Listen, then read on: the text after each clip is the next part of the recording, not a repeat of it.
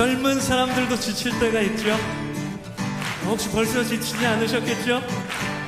젊은이라도 넘어지고 지치고 성경에 자빠진다는 말도 있더군요. 그럴지라도 오직 여호와를 앙망하는 자는, 하나님을 사랑하고 하나님을 기다리는 자는 새 힘을 주실 것이라고 말씀하십니다. 아멘. 독수리가 날개치며 올라감과 같은 새 힘을 주실 것입니다.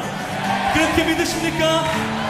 우리를 새롭게 하시는, 우리에게 새 힘 주시는 여호와 하나님을 바라보십시다. 할렐루야.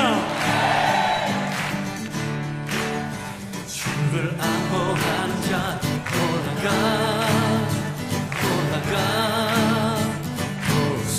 독수리가, 주를 앙호하는 자, 주를 앙호하는 자 올라가 독수리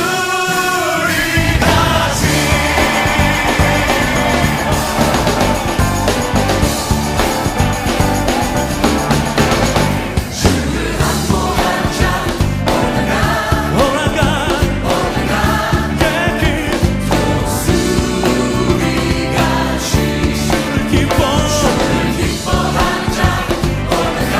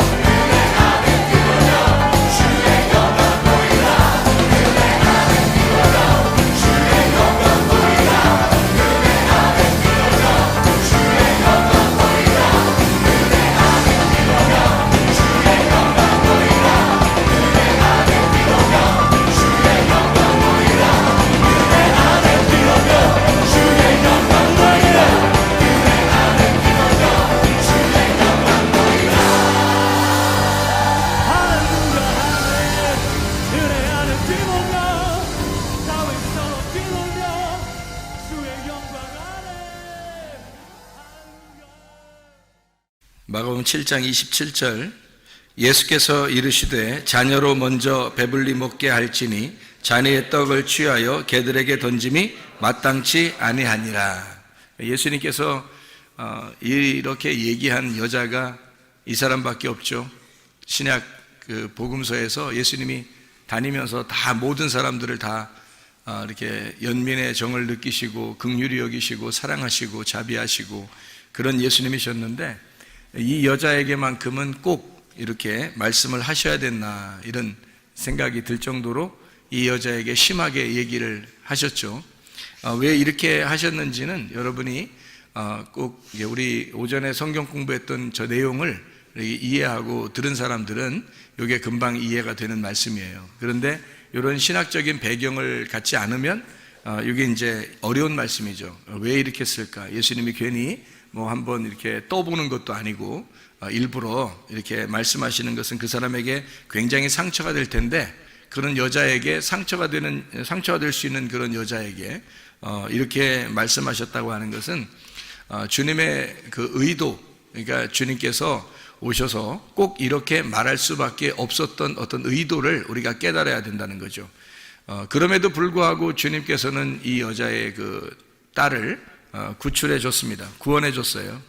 그러니까 결과적으로는 구원해 줬다 이러니까 그래 구원해 줬구나 이렇게 얘기해서는 안 되는 거죠. 왜냐하면 예수님이 보통 사람들이 이렇게 그 치료해 줄 때는요 직접 손을 얹어서 치료해 주거나 또는 뭐 이렇게 뭘 발라서 치료해 주거나 또는 뭐 말씀을 직접 가서 이렇게 얘기해 주거나 이래서 보통 치료하거든요.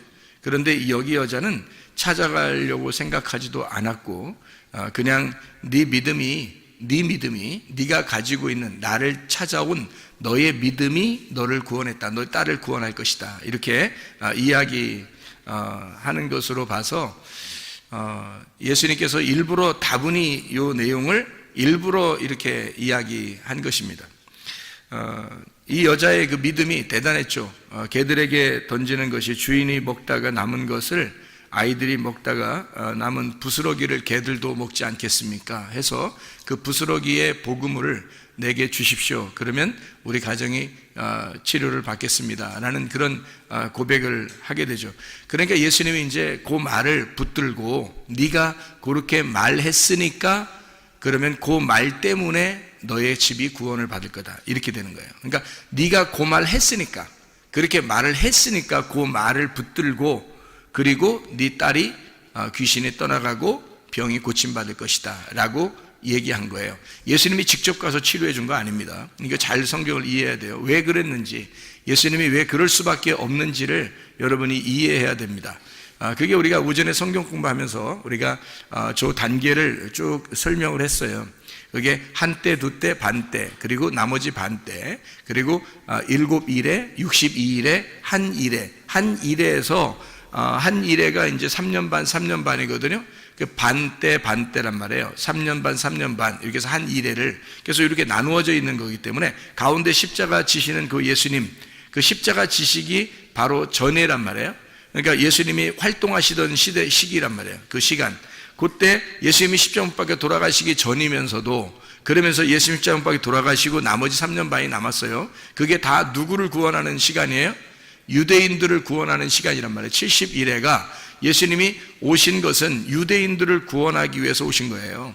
이방인들을 구원하기 위해서 온 게 아니기 때문에 이 사람은 이방인 여자예요. 그러니까 이방인 여자를 자기의 시간 안에 고칠 수가 없는 겁니다. 그러니까 이게 법칙이니까 하나님의 그 규칙을 누구보다도 잘 아니까 아무리 긍휼이 많아도 그분이 막 나서서 이방인들을 쫓아다니면서 구원할 수가 없는 거예요. 유대인들의 그 시간 안에 오셨기 때문입니다. 그러니까 예수님이 일부러라도 이렇게 얘기하는 거죠. 내 자녀들의 떡을, 내 자녀들에게 줄 양식을, 내 자녀들에게 줄 치료를, 내 자녀들에게 주는 그 구원을 너에게, 걔한테 줄 수는 없다는 겁니다. 걔라고 하는 것은 여기서 이 여자가 진짜 막 멍멍하면서 다니고 뭐 이렇게 뭐 주워 먹고 다니고 이래서 그렇게 얘기한 게 아니고 이방인을 말하는 거예요.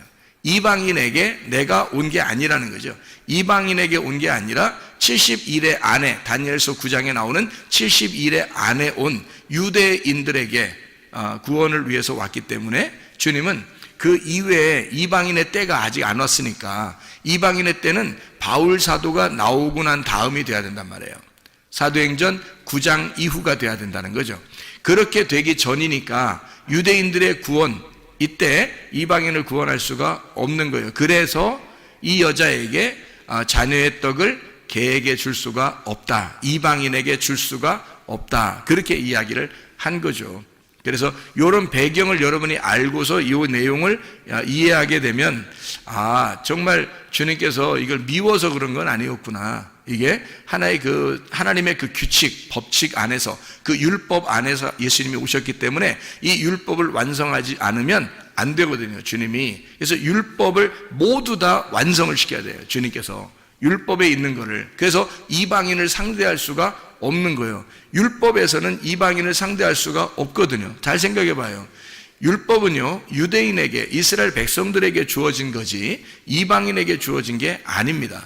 그러니까 유대인들에게 주어진 이 말씀, 율법을 예수님이 완성을 시켜놔야 이방인에게도 그것이 복음으로 간다는 거죠. 그래서 율법을 완성하고서 이방인들에게 복음이 가기 때문에 그 전에 있는 예수님의 그 시대에는 이런 수르보니게 여인한테는 구원할 수가 없다, 이렇게 말씀하시는 겁니다. 자, 이해를 여러분이 하셨죠? 그러니까 예수님이라고 하는 이분이 사랑을 온전하게, 하나님의 속성이 본질이 사랑인데, 그런데도 불구하고 이렇게 하신 것은 그 시기적으로 예수님께서 그 자기의 그 시기를 정확하게 파악하고 생활하셨다는 것을 볼 수가 있죠. 3년 반을, 그리고 십자문밖에 돌아가시고 나머지 3년 반은 제자들이 그걸 이루게 돼서 이것이 완성이 되면 그때서 이방인의 때가 이루어지고, 지금이 바로 우리에게 이방인의 때예요. 지금 이것도 거의 마무리에 도달했습니다. 이방인의 때도 거의 마무리에 도달했기 때문에 이것이 거의 마무리에 도달하면 마지막 이 하나님의 말씀을 다시 이제 이스라엘 백성들에게 이룬단 말이에요. 이루고 이방인들을 이제 다 정지가 됐으니까, 끝났으니까, 이방인의 때가 다 끝나면 유대인에게 다시 복음이 들어가고 이방인들의 이제 중지시킨단 말이에요. 그러는 시기에 여러분이 있기 때문에요, 여러분 보통 믿음을 갖지 않으면 사실은 주님 앞에 선택되기가 어렵습니다. 지금 시대는요. 이런 것만 제대로 알아도요, 성경에 예수님은 그냥 얼렁뚱땅 구원하고 이러지 않아요. 성경이 그런 식으로 얼렁뚱땅 구원한다면 이런 식으로 얘기하겠어요? 이 여자한테 예수님이? 그렇게 안 한단 말이에요. 심한 얘기를 이렇게 하는 것은 이게 한번 떠보려고 이러는 게 아니에요. 이게 떠보려고 그러는 게 아니라 예수님이 오신 그 규칙이 있다, 내가 온 그 법칙이 있기 때문에 이거를 내가 벗어날 수가 없어. 그래서 너한테, 걔한테는 줄 수가 없어. 그런 구원을, 그런 치료를 줄 수가 없어. 그럼에도 불구하고 네가 나라는 믿음을, 네가 하나님의 긍휼을 네가 구했으니까 그거를 붙잡고 그 얘기를 이방인에게 그 부스러기를 달라고 했으니까 앞으로 여기 유대인들을 구원한 이후에 이방인들을 구원할 때는 예수님의 그 부스러기 복음이 나간단 말이에요. 그것을 이 여자가 깨달은 거예요. 그러니까 주인에게 주는 떡은 아니지만 거기서 아이들이 먹다가 남겨서 던져버리면 그거 주워 먹을게요. 우리가 사실 유대인만큼 성경 알고 구원받은 건 아니잖아요. 이방인들이요. 전혀 모르는데 거기서 떨어지는 부스러기를 가지고 우리가 구원받은 사람들이 이방인들이란 말이에요. 그거를 이 여자가 정확하게 깨달은 거죠. 그래서 예수님에게 그 사실을 이야기했고, 네가 그 말을 했으니까 이방인의 때에 구원받는 걸 너에게 샘플로 보여주겠다. 이방인의 때에 구원받는 것이 있는데 그건 나중에 올 거야. 근데 너는 지금 유대인의 때에 샘플로 이방인의 구원을 샘플로 보여줄게. 이게 주님께서 이제 이 여자에게 명령하신 겁니다. 엘리야 같은 사람이 있죠. 엘리야가 어떻게 됐다고 그러죠? 성경에서 보면 엘리야가 다 일 끝나고 집에 가서 발 씻고 쉬었더라 이런 말 아니고, 일 다 끝나고 어떻게 됐어요? 엘리야가요? 승천해 버렸죠. 그러면 원래 인간은 승천할 수 있어요, 없어요? 없어요. 에녹이라는 사람은 어떻게 해요? 하나님과 동행하다가 승천해 버렸죠. 그러면 원래 인간은 승천해요, 못해요? 못합니다. 그러면 왜 그 예수님이 오시기 전에 이 사람들이 승천했죠? 샘플로 보여주는 겁니다. 예수님의 그 모습을 샘플로 보여주는 거예요. 예수님의 태어난 것은 원래가 여자하고 남자하고 이렇게 결혼해가지고 이렇게 결합해서 나온 예수님이에요? 아니면 원래 하나님이 성령에 의해서 만들어서 그냥 마리아 뱃속에 집어넣었다가 빼낸 거예요? 집어넣었다 빼낸 거예요. 그렇게 유일하게 한 것은 누가 샘플로 보여준 거예요? 아담. 첫 번째 아담이 여자, 남자 없이 그냥 태어난 사람이에요. 그것이 그대로 예수님에게 두 번째 아담으로 이것을 이룬단 말이에요. 누군가 샘플, 이 그림자가 있어야 그 다음에 실제가 나오는 거예요. 무슨 말인지 알겠어요? 그래서 성경은 다 그림자라고 하는 거예요. 실제인 예수님이 여러분 안에 들어오려면 이 그림자를 정확하게 보고 파악해서 이 그림자를 여러분이 알고 실체를 받아들이면 예수가 들어온단 말이에요, 우리 안에. 그러니까 예수가 실체로 들어오잖아요? 그럼 앞에 있는 그림자는 다 뭐가 돼요? 율법이 돼버리는 겁니다. 그러니까 율법이 내 속에서 실체가 완성이 돼버리면 이 겉에 있는 율법은 이제는 다 그림자가 돼버려서 그림자는 실체를 만날 때까지만 그림자가 있는 거예요. 형상이라는 게. 그러니까 성경은 다 형상인 거죠. 뭐의 형상? 그리스도라는 실체의 형상이란 말이에요. 그러니까 그리스도를 받아들이게 하기 위해서 성경이라는 형체가 우리에게 형상이 있었던 거죠. 이게. 그러니까 이런 건 하나의 그 성경도 우상인 거예요. 그러니까 성경을 뭐 귀하게 여겨야 된다면, 아니 귀하게 여기지 말라는 게 아니에요. 제가 말하는 거 오해하지 마세요. 성경을 귀하게 여겨. 이 세상에서 그럼 성경만큼 귀한 게 어디 있어요? 그렇죠? 그런데 이 성경조차도 예수를 받아들이는 데 있어서 이 성경을 보는, 연구하는 사람들이 예수를 받아들이지 못한 사람이 얼마나 많아요. 무슨 말이냐면 실체를 못 받아들이고 이런 우상, 이런 형상을 가지고 중요하게 여긴다는 거죠. 이거는 그렇게 중요한 게 아니에요. 실체라는 예수님이 중요한 거지. 예수라는 실체, 그 복음이 중요하지 이것은 중요한 게 아니란 말이에요. 이거는 그림자예요. 하나의 이제까지 이루어졌던 예수 그리스도가 우리를 위하여 이루신 모든 사건들을 여기에 기록함으로써 이런 하나님이다라고 하는 것을 설명해 주는 거예요. 무슨 말인지 알겠죠? 그러니까 이방인의 구원의 때가 오면 수르보니게 여인 이 한 사람만 구원받겠어요? 이 여자의 그 딸만 구원받겠냐고요? 아니에요. 수많은 이제까지의 유대인들이 구원받은 것보다 더 많은 이방인들이 구원받아요. 수많은 이방인들이 구원받게 된단 말이에요. 그렇게 구원받는 것을 수르보니게 여인 그 딸을 통해서 우리에게 샘플로 보여주는 거예요. 이 여자를 통해서.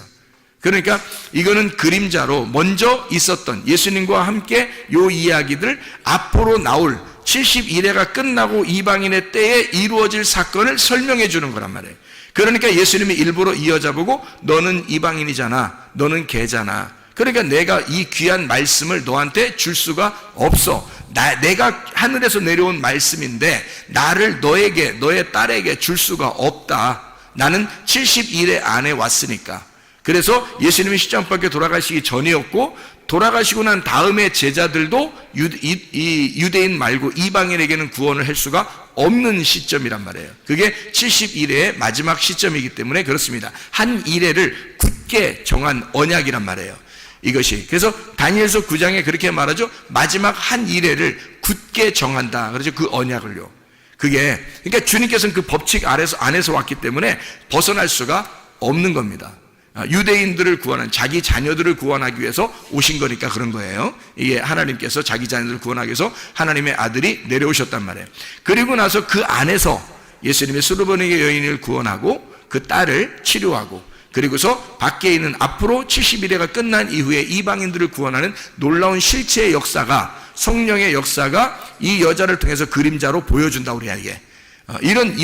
이렇게 예수님이 절대 할 수 없는, 절대 치료를 할 수 없는 그 시점에서도 예수님은 긍휼을 베풀더라. 무슨 말이냐면 절대 이건 성경의 규칙상 안 되는 거란 말이에요. 근데 이 성경의 규칙도 하나님의 자비함보다는 못하다는 거죠. 하나님의 그 사랑보다는 못하다는 거, 그 규칙이 너무 정확한 건데 그걸 다 지켜야 되는데 그 규칙보다도 더 위대한 게 있었으니 그게 바로 하나님의 사랑이라는 겁니다. 그러니까 이 여인에게 도저히 이 여인의 딸은 구원받을 수가 없어요. 이방인 예수님을 만날 수가 없고요. 그런데 예수님이 만나주고 또 거기서 얘기도 하게 되고 개라고 얘기했는데 그 여자가 가지 아니하고 개에게 부스러기 좀 남겨주세요 라고 이야기하니까 네가 그 말을 하였으니 너의 딸이 지금 치료를 받았다. 그리고 귀신이 떠나갔다. 뭐 이런 이야기를 하는 것입니다. 그러니까 진리의 말씀이, 복음이 들어갔다는 얘기예요. 진리의 말씀이 들어갔다. 어떻게? 이방인의 때도 아닌데. 근데 하나님의 그 자비하심, 하나님의 그 사랑은 이런 법칙도 뛰어넘더라. 놀라운 것입니다. 이게 하나님의 놀라운 법칙인데도 그걸 뛰어넘어서 치료하다. 그럼 우리 여러분과 저는 지금 이방인의 때, 여러분과 제가 이런 성경의 그림자보다 더 중요한 실체가 우리에게 하나님의 영으로 함께 하신다고요. 그럼 그 영을 붙들고 그 영을 내 안에 모셔드리면 그 영이 곧 말씀이요 그가 생명입니다. 그럼 우리를 치료하고도 남을 것이고 문제 해결하고도 남을 것이란 말이에요. 그럼 그 주님에게 모든 것을 의지하면 살아계신 우리 주님이 역사하시지 않겠느냐. 정말 간절하게 우리가 이 여인처럼 그렇게 간절한 마음이 있느냐 하는 거예요. 다른 사람 같으면 야 걔야 나는 너한테 도저히 줄 수가 없다. 자네의 떡을 너에게 줄 수가 없다. 그러면 안 되는데 나 꼭 좀 해주세요. 안 돼.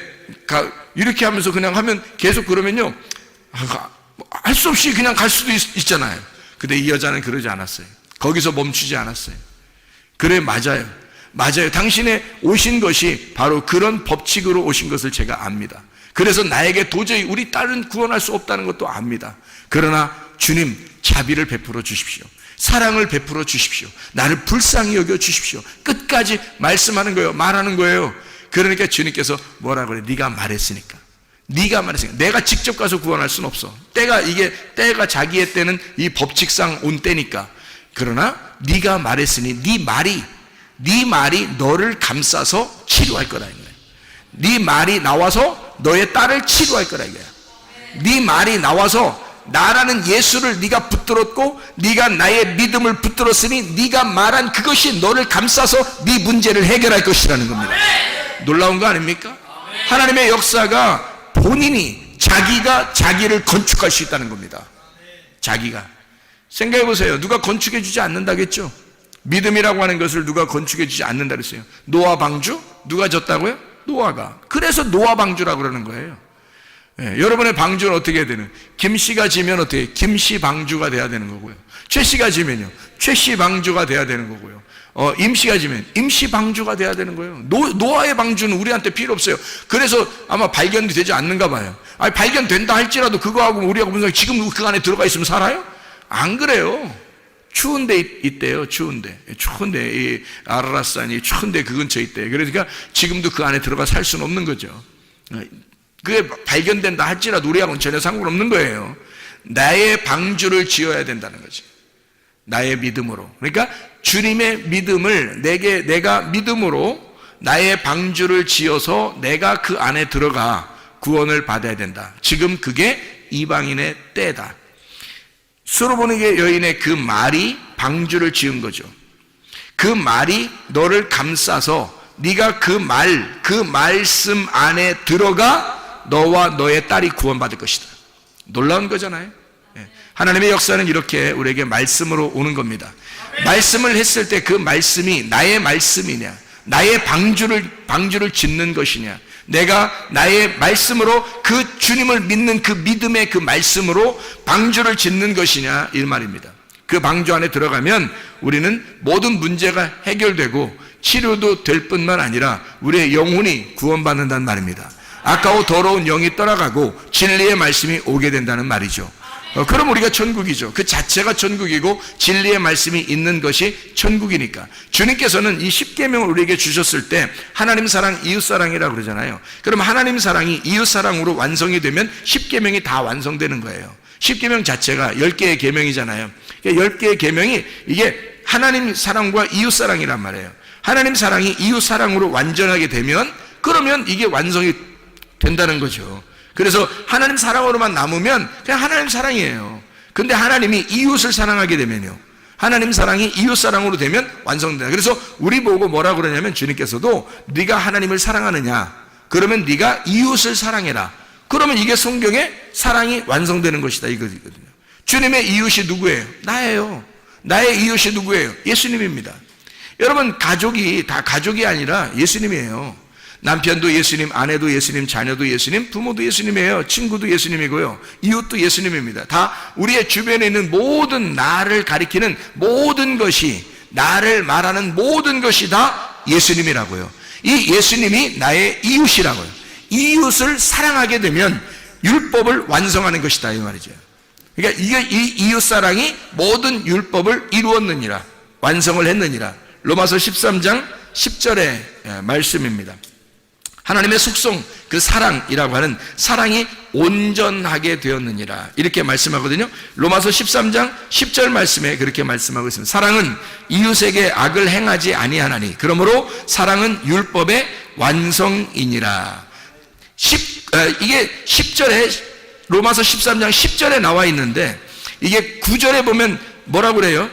8절하고 9절에 보면, 8절엔 사랑의 빛 외에는 지지 마라고 되어 있고요. 9절에 보면 간음하지 마라, 살인하지 마라, 도둑질하지 마라, 탐내지 마라, 그 외에 다른 계명이 다 있을지라도 내 이웃을 내 자신같이 사랑하라 하신 그 말씀 가운데 다 들었다. 그러니까 이웃 사랑에 다 들어지는. 자, 성경 10계명 자체가 하나님 사랑이에요. 하나님은 사랑이시다라는 걸 설명해 주려고 하는 건데, 그분이, 자, 생각해 보세요. 가만히 여러분이. 자, 살인하지 마라, 간음하지 마라, 도둑질하지 마라, 탐내지 마라. 자, 이게 뭐예요, 그게? 그거 하지 말아요. 무슨 말이에요? 너 이웃을 네가 살인하거나 도둑질하거나 간음하거나 탐내거나 그러면 그 이웃하고 너하고 어떻게 생각한 거야? 따로 생각한 거죠. 따로 생각하니까 네가 그걸 도둑질하려고 했고, 그것을 살인하려고 했고, 그것을 간음하려고 했고, 그것을 탐욕을 부리려고 했잖아. 네가 만약에 너라고 생각하면, 네가 만약에 이웃을 너라고 생각한다면 훔치겠냐 이거야, 살인하겠냐 이거예요, 탐욕 부리겠냐 이거야, 간음하겠냐 이거예요. 안 하죠? 남이라고 생각하니까 하는 거지, 그죠? 남이라고, 상대방이라고 생각하니까 우리가 그런 일을 하는 거죠. 그러니까 이웃 사랑이라고 하는 것이 사랑의 완성이라는 거예요. 십계명이라고 하는 그 사랑이, 하나님은 원래 사랑이다, 그것이 이웃을 사랑할 때 완성이 된다는 거예요. 그 말은 뭐냐면 하나가 되었다. 이웃하고 너하고 하나가 되면 사랑이 완성되고 십계명이 완전히 이루었느니라, 율법의 완성이다. 자, 이 무슨 말이죠? 예수 그리스도와 내가 이웃이었는데 그분과 내가 서로 사랑해서 하나가 되었어요. 그러면 율법은 완성된 거죠. 다시 말하면 예수 그리스도가 내 안에 들어오잖아요. 그러면 율법은 완성된 거예요. 그렇죠? 예수님이 내 안에 들어오면, 내가 예수님 안에 있고 예수님이 내 안에 오면 그 하나가 됐어요. 그러면 서로가 죽일 필요 없고, 서로가 도둑질할 필요 없고, 서로가 간음할 필요 없고, 서로가 탐욕을 부릴 필요가 없는 거죠. 왜? 예수님과 내가 하나가 되었으니까. 이게 서로 사랑이라는 거예요. 이게 이웃 사랑이라는 겁니다. 그러면 율법을 완성하였느니라. 자, 이것이 안 돼 있을 때는, 예수님이 오시기 전에, 십자 못 박혀 돌아가시기 전에 모든 사람들은 다 이게 한쪽이 부족한 거예요. 한쪽이 부족한 거야. 그래서 사도행전 3장에 보면 성전 앞에 누가 나오죠? 예, 절름배리가 나옵니다. 이게 안전뱅이라고 나와서 우리나라 성경에는 안전뱅이라는데, 사실은 한쪽 다리가 부족한 자예요. 한쪽 다리가 부족한 자. 그러니까 절름발이에요. 절름발이니까, 여러분 절름발이면 어떻게, 안전뱅이면 원래 걸어가지도 못하죠. 근데 절름발이면 어때요? 성경대로 말하면 절름발이거든요. 그럼 이 절름발이라고 하는 건, 절름발인 여러분 걸어갈 수 있어요, 없어요? 있어요. 뛸 수 있어요, 없어요? 뛸 수 있어요. 절름발이는 한쪽 다리만 부족한 거거든요. 그러면 이렇게 뛰기도 하고요, 이렇게 걸어가기도 하고, 그러는 거예요. 그게 절름발이에요. 안전뱅이는 아예 못 일어난 거고. 그러니까 우리가 생각할 성경에 안전뱅이라고 나오니까 성전에 들어가서 뛸 수 없고 걸어갈 수 없으니까 성전에 못 들어가겠구나, 이렇게 생각하는데, 만약에 이 사람이 성전 안에 들어갈 수 있다면, 그런다면요, 그러면 들어가면 막 뛸 수 있어요. 다리 한쪽 가지고 걸어갈 수도 있고. 그러면 이 사람이 진짜 완전히 다리가 한쪽이 길어졌는지, 한쪽이 짧았다가 한쪽이 길어졌는지, 아니면 그대 짧은 상태에서 막 그냥 들어가서 뛰었는지 우리는 모르죠. 근데 어쨌든 온전해졌다는 건데, 이게 무슨 말이냐면 이런 거죠. 예수님이 오셔서 십자 못 박혀 돌아가시기 전에는 우리 인간들이 다 성전 안에, 성전은 예수님인데 그 예수님 안에 들어갈 수 없는, 성전 밖에서 성전 안에 들어갈 수 없는 절름발이었다는 겁니다. 한쪽 다리가 한 짝이 안 맞는 거죠. 절름발이란 말이에요. 짝이 안 맞는 거예요. 이게 짝이 두 개가 똑같이 맞아야 되는데 이게 안 맞는 거예요. 한쪽이 짧아서 안 맞아요. 그러니까 나와 예수님이 안 맞는 거야, 이게. 이게 안 맞으니까 성전 밖에서 계속 이게 구걸하고 있는 거죠. 그러니까 구걸하고 있다는 말은 어떻게 해요? 좀 도와달라는 거 아니에요? 그죠? 도와달라는 말은 뭐예요? 기도한다는 말이죠. 그죠? 도와달라는 말은 기도한다는 말이에요. 기도해. 뭘 기도했겠어요, 이 사람이? 구걸하는데 뭘 기도했겠어요? 구걸하니까 그게 기도하는 거야, 그게. 그게 밖에서 막 구걸하는 거, 기도하는데 뭘 기도했겠어요? 예? 절름발이야, 이 사람이. 그러니까 뭘 기도했겠어요? 내 다리 좀 온전케 할 사람이 있었으면 좋겠다.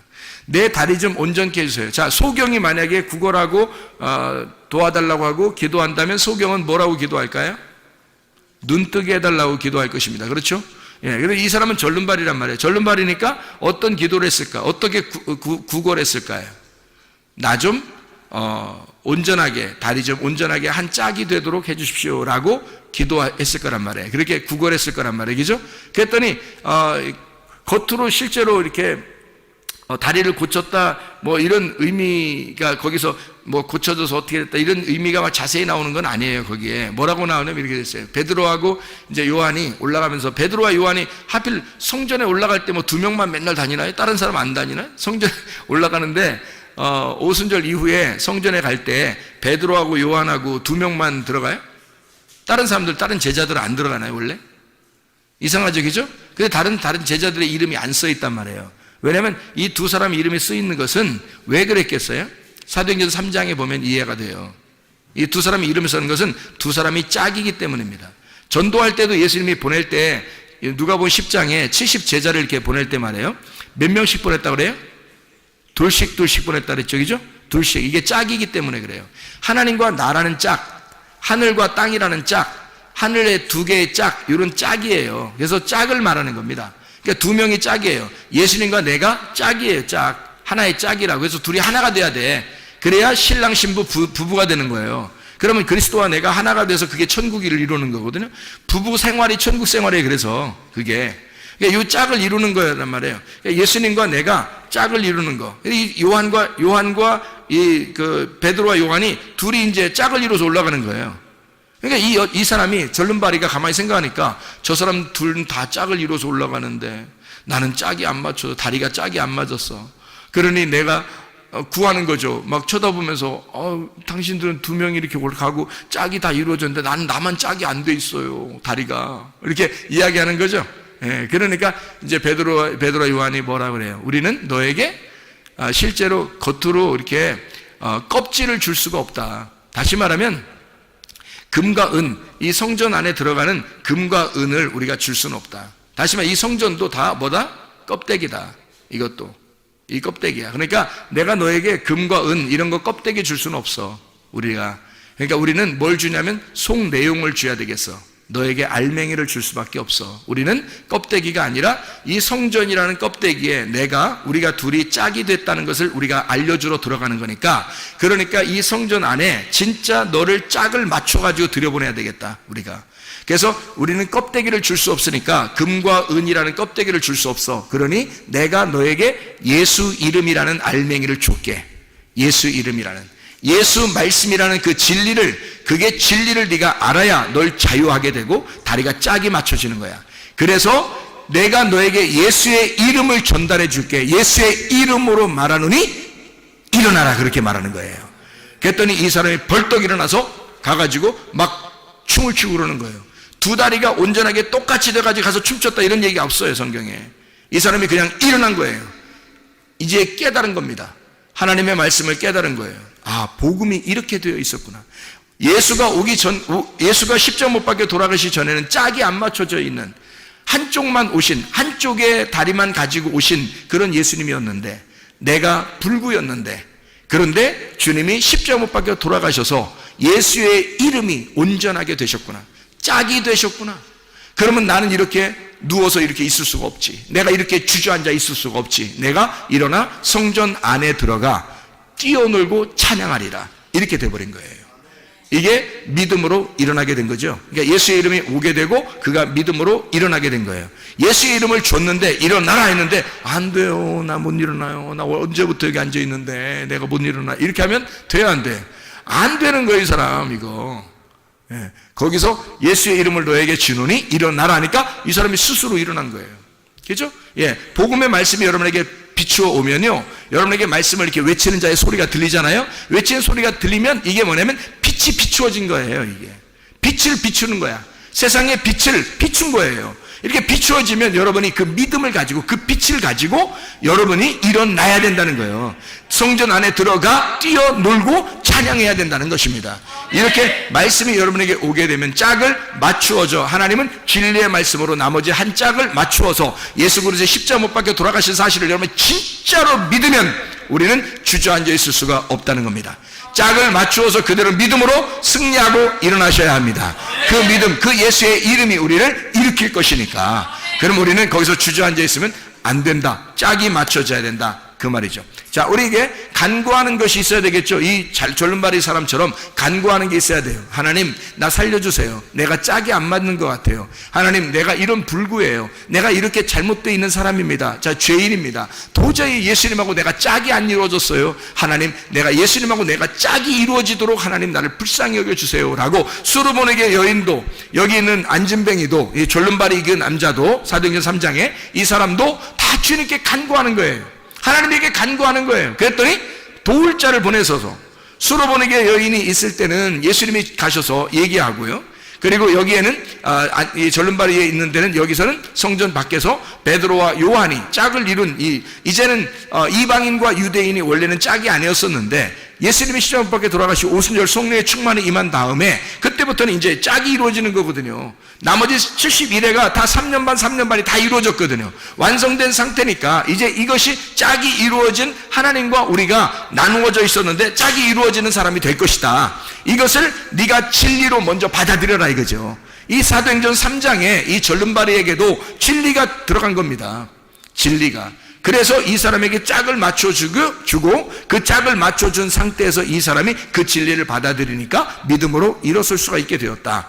이것은 주님의 짝이에요. 하나님의 말씀이라고 하는 이 말씀은 그래서 이 다리에 두 개 다리가 절름발이었었는데 한 짝을 이루는 71회가 완성되면 우리의 모든 짝이 다 맞춰져. 그리스도가 신랑이고 내가 신부가 돼서 하나의 짝이 맞춰지면 온전한 다리로 살아갈 수밖에 없는, 짝이 이루어진 상태로 살아갈 수밖에 없는, 그분은 신랑이고 나는 신부인데 둘이 하나가 되는, 주님이 내 안에 내가 주님 안에 있는 서로 하나가 된 삶을 살아갈 수밖에 없다는 거죠. 그게 진짜 믿음이라는 겁니다. 그러니까 저쪽에 예수님이 계시고 내가 여기 있어서 주님을 믿어드리는 게 아니에요. 그건 믿음이 아니라는 겁니다. 근본적으로 예수님이 내 안에 내가 예수님 안에 있는 것 그 자체가 하나가 된 그것이 믿음이라는 거예요. 그래서 주님 앞에 기도하는 거예요. 기도해서 주님께 응답받고 주님께 응답받아서 하나가 되면 주님이 자비를 베풀 거 아닙니까? 하나님이 우리에게 자비를 베풀 거 아니에요. 그러면 우리의 문제거리를 해결하면 주님이 나와 하나가 된단 말이에요. 하나가 되면 하나가 된 사람이 풍성한 사람이에요. 그러면 이 풍성한 사람이 또 그 말씀을 나눔으로써 자비를 베푸는 거예요. 그걸 뭐라 그러면 구제라 그렇게 말하는 거죠. 그러니까 기도해서 하나님 앞에 기도해서 예배가 성공돼 하나님을 만난 사람은 구제가 반드시 일어나야 된다는 거죠. 하나님이 우리를 구제하기 위해서 예수님으로 보내서 우리를 구제하셨죠. 그러니까 구제하셔서 우리가 그 기도에 응답, 하나님께 막 구했더니 이스라엘 백성들이 애굽에서 막 구했더니 모세를 보낸 거예요. 구제하신 거죠. 하나님이 모세를 보내신 것이 구제입니다. 그리고 이 죄인들, 우리 같은 이런 죄인들에게 예수 그리스도 메시아가 오신 것은 구제하신 겁니다. 하나님이 우리에게 예수를 보냄으로써 우리를 구제하신 거예요. 그럼 여러분이 받은 구제는 뭐예요? 여러분이 받은 구제는 뭐 구제 옷 뭐 이런 것 있다던데 그 구제 옷을 받은 거예요. 그 옷이 의의 옷이란 말이에요. 그리스도의 옷, 의의 옷을 우리가 구제받았어요. 하나님으로부터 구제를 받았단 말이에요. 그러면 여러분이 가진 것은 뭐예요? 돈을 가지고 있는 거예요? 진짜 지식을 가지고 있는 거예요? 아니면 뭐 이 세상에 좀 잘 사는 거 이런 걸 가지고 있는 거예요? 뭘 구제받았다고요? 그리스도를 구제받았다고. 하나님에게 우리가 나 죄인입니다 라고 하는 사람이, 그렇게 간구하는 사람에게 하나님께서 우리에게 예수라는 구제품을 주셨다고요. 예수라는 분을 우리에게 내려주시니까 그 구제를 받은 내가 이 예수를 다른 사람에게 전달해 준다는 거, 이 전달해 주는 걸 말씀 선포라고 그러는 것입니다. 내가 간구했더니 하나님께서 응답하셔서 예수 그리스도가 내게 오셨단 말이에요. 하나님께서 나에게 구제하신 거죠. 그러니 나는 이 구제를 받았으니 내가 많이 풍성해졌어요. 풍성해진 내가 이 풍성한 예수 그리스도를 다시 다른 사람에게 구제하는 것이죠. 이해하겠습니까? 그래서 구제는 곧 기도요, 기도는 곧 구제라는 얘기죠. 예배가 구제고 구제가 예배라는 거예요. 그러니까 구제와 예배와 기도는 같은 것이란 말입니다. 예수 그리스도를 너희가 받고 예수 그리스도를 나누어 넘겨주라는 겁니다. 네가 받은 예수를 넘겨주라는 거예요. 이게 복음의 말씀이라는 거예요. 그래서 우리는 기도하는 것과 말씀 전하는 일에 전무해야 하는 것입니다. 여러분, 예수 그리스도가 여러분에게 뭘 해요? 좋은 걸 주고 싶어 하셔요. 예수님이 우리에게 좋은 걸 주고 싶어 하신다고요. 이 솔로몬에게 여자는 진짜 받을 수 없는, 자격이 없는, 시간도 아직 되지도 않았던, 이 여자는 정말 구원받을 수 없는 위치에 있는 사람이었다고요. 그런데 불구하고 하나님의 자비가 발동하면, 하나님의 사랑이 발동하면 뭐든지 해줄 수 있는 거예요. 네가 말한 그 말이 너를 감싸고, 너를 감싼 그 말이 너의 딸을 구원할 것이라는 거죠. 이것은 하나님의 놀라운 자비입니다. 왜냐하면 제가 성경을 알고 성경 이거 쭉 연구해 보면 말이에요, 예수님이 도저히 이렇게 이 여자를 구원할 수가 없어요. 그 기간에는 이거는 성경에 율법적으로 율법 안에서 오신 예수가 그렇게 할 수가 없도록 법칙이 그렇게 돼 있단 말이에요. 그런데 예수가 그 법칙을 깬 거예요. 어떻게? 자기가 깰 수가 없으니까 네 말이 이 법칙을 깨버릴 거라는 거죠. 네 말한 것이, 네가 말한 그 말씀, 믿음의 말씀이 이 법칙을 깰 거다는 거죠. 이 법칙도, 이 성경의 법칙도 내가 구원받는 데 있어서는, 나에게 있어서는 이 법칙이 뭐 그리 대단한 거야 이거야. 예수가 대단한 거지 뭐 이게 그 대단한 거라 이 말이에요. 생각해 보세요. 예수 그리스도에게서는요, 그가 이런 법칙 안에 와서 자기는 그 법칙을 충실하게 이행하여 율법을 완성해야 되지만, 그러나 이 여자의 말이 나의 법칙도 깰 만큼, 이 세상의 창조 때부터 말이에요, 성경의 창조 때부터요, 이 세상의 모든 법칙은 다 깨지고 온 겁니다. 그렇잖아요? 세상의 모든 법칙은 하나님의 법칙 안에서는요 다 깨질 수밖에 없는 거예요. 모든 규칙은. 왜냐하면 아니 생각해, 부활, 예수님이 부활하는 것도 이 법칙이 깨지는 거 아닙니까?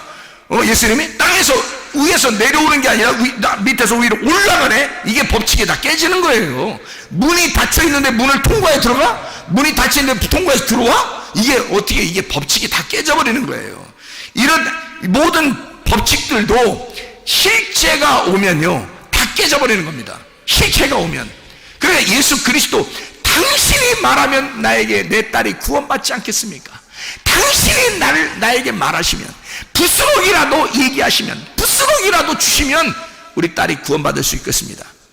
이거 하나님의 그 법칙, 하나님의 그 율법 안에서 오신 그 하나님의 법칙도 그냥 금이 쫙 가버리는 거죠. 이 법칙이라는 유리가요 팍 깨져버리는 겁니다. 하나님의 가슴이 쫙 찢어지는 거예요.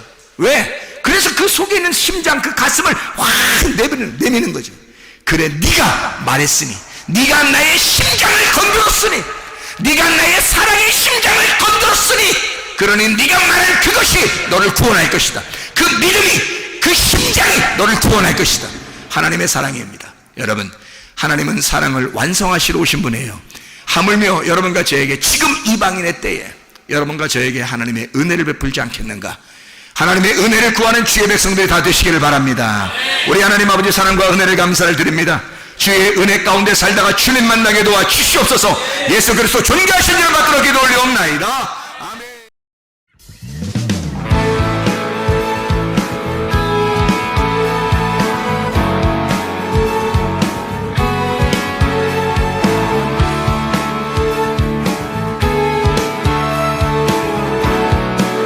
우리가 꿈꾸는 나라, 우리가 꿈꾸는 나라, 그것은 우리의 고향, 그곳은 우리의 고향. 손에 잡히지는 않아도 믿음으로 그곳을 보내. 그곳이 실존하기에 우리가 함께한 꿈을 꾸기에 아무것도 없는 자 같은 나, 모든 것을 가진 자로다. 다시 한번 우리가 꿈꾸는 나라, 우리가 꿈꾸는 나라, 그것은 우리의 고향 그곳은 우리의 고향 손에 잡히지는 않아도 믿음으로 그곳을 보내 그곳이 실존하기에 우리가 함께할 꿈을 꾸기에 아무것도 없는 자 같으나 모든 것을 가진 자로다 사막의 샘이 넘쳐 흐르고 사자와 어린 양이 뛰노는 그곳 어린이 독사물에 손 넣고 되는 그곳엔 하나님의 나라 사막의 샘이 넘쳐 흐르고 사자와 어린 양이 뛰노는 그곳 어린이 독사물에 손 넣고 되는 그곳엔 하나님의 나라가 우리가 꿈꾸는 나라 그것은 우리의 고향 그곳은 우리의 고향 손에 잡히지는 않아도 믿음으로 그곳을 보내 그곳이 실존하기에 우리가 함께할 꿈을 꾸기에 아무것도 없는 자 같으나 모든 것을 가진 자로다 사막의 샘이 넘쳐 흐르고 사자와 어린 양이 뛰노는 그곳 어린이 독사물에 손 넣고 보내는 그곳에 사막의 사막의 샘이 넘쳐 흐르고 사자와 어린 양이 뛰노는 그곳 어린이 독사물에 손 넣고 보내는 그곳에 다시 한번 사막의 샘이 넘쳐 흐르고 사자와 어린 양이 뛰노는 그곳 어린이 독사물에 손 넣고 보내는 사막의 샘이 넘쳐 흐르고 사막의 샘이 넘쳐 흐르고 사자와 어린 양이 뛰노는 그곳 어린이 독사물에 손 넣고 보내는 그곳엔 하나님의 나라가